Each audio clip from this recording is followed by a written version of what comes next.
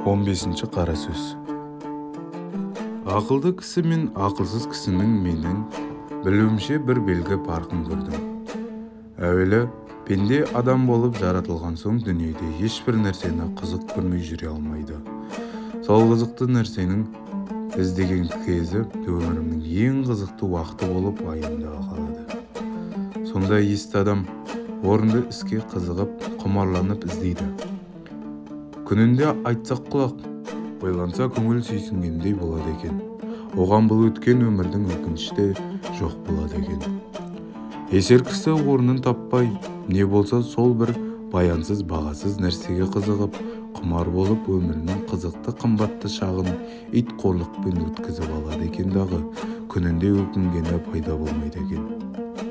Жастықта бұл қызықтан соң және бір қызық тауып алатын кісімсіп, жастығы тозбастай, буыны бозамастай көріп жүріп, бірер қызықты қуғандақ мойны қатып, буыны құрап, екінші талапқа қайрат қылуға жарамай қалады екен.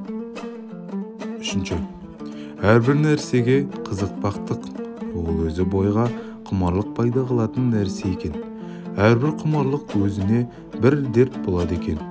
Әртүрлі құмар болған нәрсеге жеткенде, яки әне, міне, жетер-жетпес болып жүргенде бір түрлі мастық пайда болады екен. Әрбір мастық бойдан оғатты көп шығарып, ақылдың көзін байлап, төңіректегі қараушылардың көзін ашып, ананы-мынаны дегізіп, бойды сынататуын нәрсе екен. Сол уақытта есті кісілер үлкен есі шықпай, ақылды қолдан жібермей, бойын сынатпай жүріп ізденеді екен.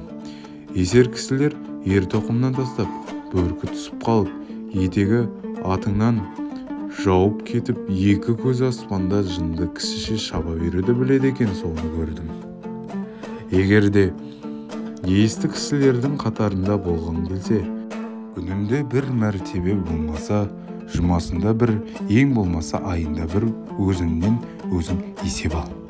Сол алдыңғы есеп алғаннан бергі өмірді қалай өткіздің екен, не білімге, не ақиретке, не дүниеге жарамды. Күнінде өзің өкінбестей қылықпен өткізіпсің, жоқ болмаса не қылып өткізгеніңді өзің де білмей қалыпсың.